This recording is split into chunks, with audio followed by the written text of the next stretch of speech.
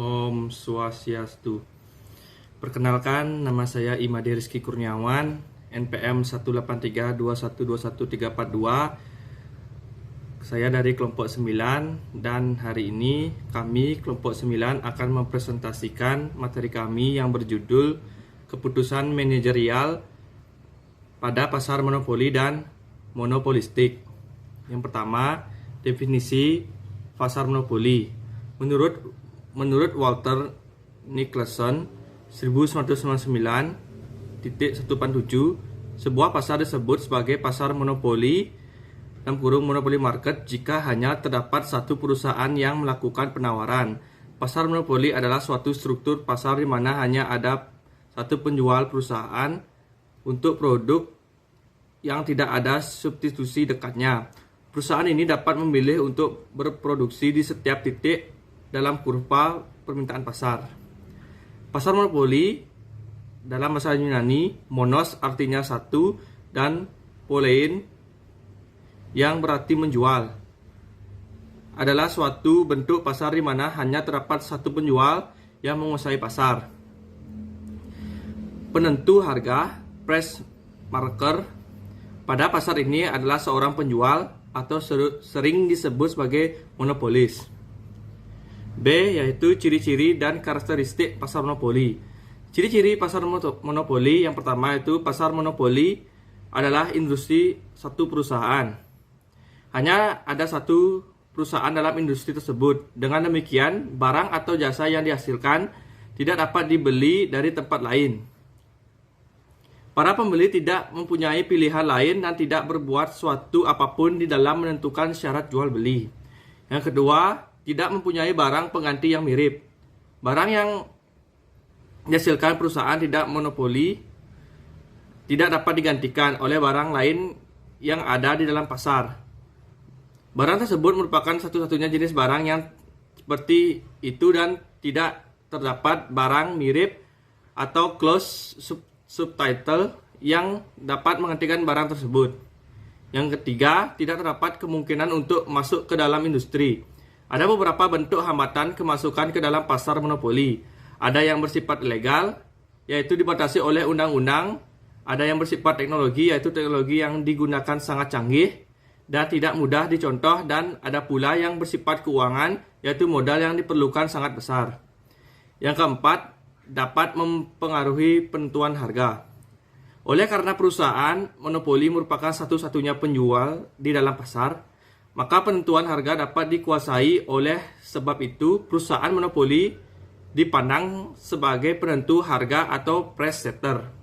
Dan yang terakhir, yang nomor 5, yaitu promosi iklan kurang diperlukan.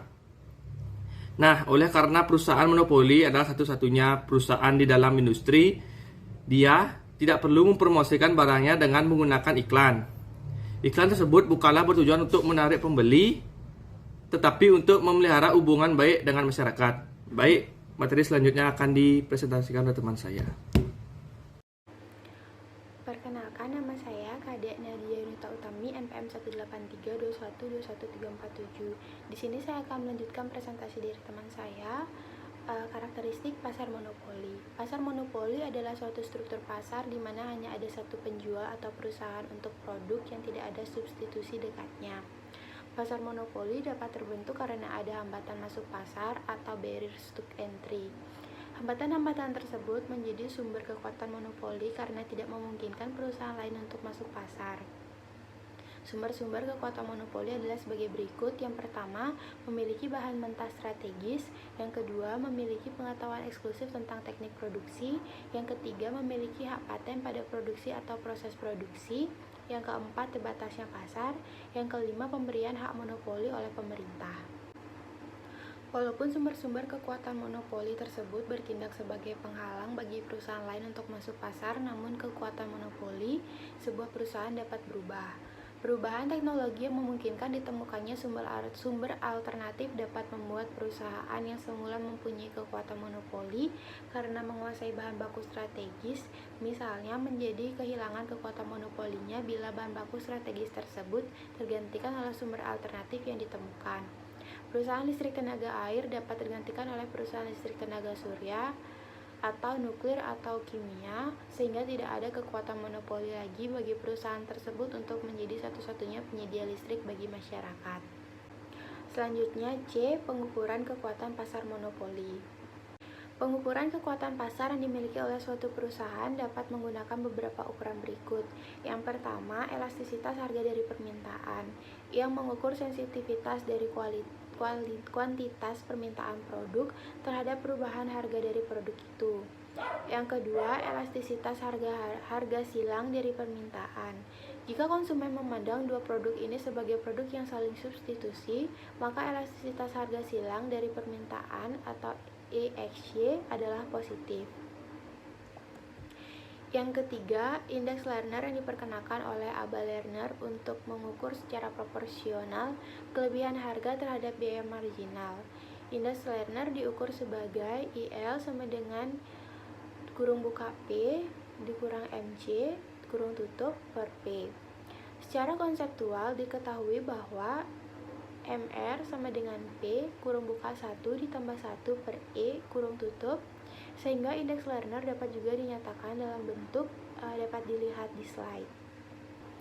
Dalam bentuk ini dengan mudah dapat dilihat bahwa permintaan yang kurang elastik atau nilai E semakin kecil, maka indeks Lerner akan semakin besar, dan hal itu menunjukkan derajat kekuatan pasar yang lebih besar. Selanjutnya akan dilanjutkan oleh teman saya. Saya Nyoman Darmawan, NPM 349. Kali ini saya akan menjelaskan tentang batasan hak perusahaan pada pasar monopoli. Menurut Purba pada tahun 2020 menyebutkan bahwa batasan hak perusahaan pada pasar monopoli sendiri mengacu pada intervensi pemerintah untuk menghindari kerugian yang dialami pada pasar monopoli, sehingga dalam penetapan manajemen laba atau keuntungan, perusahaan dibatasi dari regulasi yang ada dengan himbauan pemerintah agar perusahaan menetapkan harga yang sesuai dengan jumlah penawaran atas prinsip harga sama dengan biaya rata-rata. Lalu yang selanjutnya yaitu ada maksimalisasi keuntungan pada pasar monopoli. Dalam pasar monopoli, manajer dari perusahaan yang memiliki kekuatan monopoli dapat mengeksploitasi kekuatan tersebut untuk memaksimalkan keuntungan yang mungkin didapatkan. Ini dapat dicapai melalui keputusan mengenai harga dan output sehingga memaksimalkan profit dari pelaku monopoli. Yang pertama yaitu ada marginal revenue yang memiliki arti perubahan total pendapatan yang diterima berdasarkan perubahan output yang dihasilkan. Yang kedua yaitu keputusan terhadap output. Penerimaan adalah salah satu yang menentukan profit, di mana yang lain adalah cost. Penerimaan yang didapat pelaku monopoli dari penjualan barang sejumlah Q adalah R dalam kurung Q sama dengan Q kurung siku P dalam kurung Q. Keuntungan dari pelaku monopoli dengan fungsi cost C dalam kurung Q yaitu seperti rumus di bawah ini. Dan yang ketiga yaitu ada monopoly output rule. Pelaku monopoli yang memaksimalkan keuntungan harus menghasilkan sejumlah output yang menghasilkan keuntungan maksimal, dan ini terjadi saat marginal revenue sama dengan marginal cost-nya. Saat marginal revenue lebih tinggi daripada marginal cost-nya, peningkatan jumlah output akan meningkatkan penerimaan lebih dari peningkatan cost-nya. Dengan begitu, manajer yang ingin memaksimalkan profit harus menambah output saat MR lebih besar pada MC. Perkenalkan, nama saya Nyoman Putriana, NPM 714. Di sini saya akan melanjutkan presentasi dari teman saya. Yaitu yang keempat ada monopoly pricing rule, yang dimana dengan melihat jumlah output yang memberikan keuntungan maksimal, monopoli harga adalah harga yang ada pada kurva permintaan yang bersinggungan dengan jumlah unit yang diproduksi, yakni P pangkat M sama dengan P dalam kurung buka Q pangkat M, yaitu PM sama dengan harga keuntungan maksimum yang bersedia dibayar oleh konsumen berdasar grafik di bawah ini. Dapat dilihat di mana pertemuan antara marginal cost dan marginal revenue merupakan titik di mana jumlah output memberikan profit maksimum. Lalu pada garis permintaan dapat dilihat pertemuan antara harga dengan keuntungan maksimum yang konsumen bersedia bayarkan dengan output dengan profit maksimum. Selanjutnya yaitu ada F, karakteristik pasar monopolistik. Unsur pasar persaingan sempurna muncul dari jumlah perusahaan yang banyak terdapat di pasar, Dan unsur pasar monopoli terjadi dari karakteristik produk yang dihasilkan perusahaan, di mana produk satu perusahaan dapat dibedakan dari produk perusahaan lain. Pasar persaingan monopolistik mempunyai karakteristik-karakteristik sebagai berikut. Yang pertama yaitu ada sejumlah besar perusahaan di pasar. Yang kedua, produk yang dihasilkan oleh perusahaan terdiferensiasi satu sama lain tetapi bersifat substitusi dengan substitusi dekat atau close substitute. Yang ketiga yaitu perusahaan dapat bebas masuk dan keluar pasar. Yang keempat yaitu harga-harga faktor produksi dan teknologi adalah tetap atau given. Selanjutnya yaitu ada G, penetapan harga pada pasar monopolistik. Sama seperti struktur pasar lainnya, keseimbangan jangka pendek perusahaan dalam persaingan monopolistik dicapai pada saat MR sama dengan MC, yaitu pada tingkat output Q, dan menjual pada tingkat harga P. Karena harga lebih tinggi dari biaya rata-rata per unit, maka pada kondisi ini perusahaan akan memperoleh keuntungan maksimum atau keuntungan per normal sebesar ABCP. Bisa dilihat pada gambar. Baik, presentasi selanjutnya akan dilanjutkan oleh teman saya. Perkenalkan, nama saya Richard Jonel, NPM 784. Jadi saya akan melanjutkan presentasi dari teman saya. Keseimbangan jangka pendek perusahaan dalam pasar persaingan monopolistik. Dalam jangka panjang, kondisi keseimbangan di atas tidak dapat dipertahankan dengan adanya kebebasan bagi perusahaan untuk masuk ke dalam dan keluar dari pasar. Melihat adanya keuntungan yang diperoleh oleh perusahaan dan pasar menyebabkan perusahaan baru tertarik untuk masuk pasar. Hal ini membuat perusahaan yang ada harus bersaing dengan lebih banyak pesaing dan membagi permintaan pasar dengan lebih banyak perusahaan lain. Oleh karena itu, permintaan yang dihadapi perusahaan akan berkurang yang ditandai dengan bergesernya kurva permintaan perusahaan ke kiri.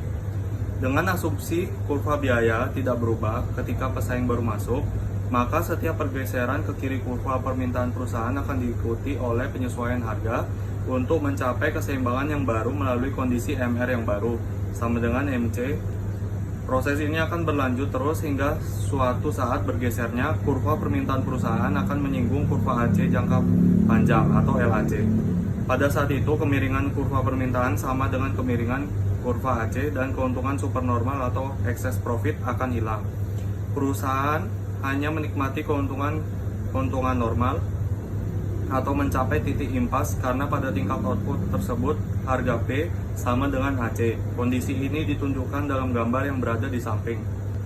Keseimbangan jangka panjang perusahaan dalam pasar persaingan monopolistik. Kalau perusahaan dalam pasar persaingan sempurna mencapai kondisi titik impas ini pada titik terendah LAC, maka perusahaan dalam pasar persaingan monopolistik mencapai titik impas pada bagian LAC yang mempunyai kemiringan negatif. Hal ini berarti bahwa setiap perusahaan dalam pasar persaingan monopolistik berproduksi dengan kapasitas berlebih atau excess capacity.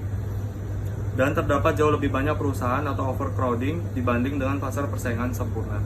Kesimpulannya adalah pasar monopoli adalah suatu struktur pasar di mana hanya ada satu penjual atau perusahaan untuk produk yang tidak ada substitusi dekatnya.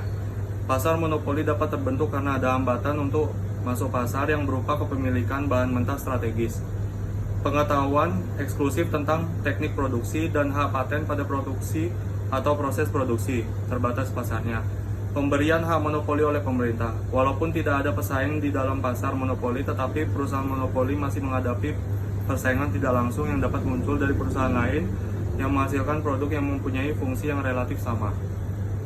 Pasar persaingan monopolistik adalah struktur pasar di mana terdapat banyak perusahaan yang menghasilkan produk yang terdiferensiasi satu sama lain tetapi bersifat bersubstitusi dekat. Perusahaan dapat bebas masuk dan keluar pasar dan harga-harga faktor produksi dan teknologi bersifat tetap. Sebagai akibatnya, kurva permintaan mempunyai kemiringan negatif tetapi perubahan harga produk hanya akan berdampak pada perubahan berkuantitas yang relatif kecil. Di akhir kata, saya mewakili kelompok saya sudah selesai berpresentasi. Mohon maaf jika ada kesalahan dari kelompok kami. Dengan akhir kata kami akan tutup dengan Parama Santi. Om Santi Santi Santi Om.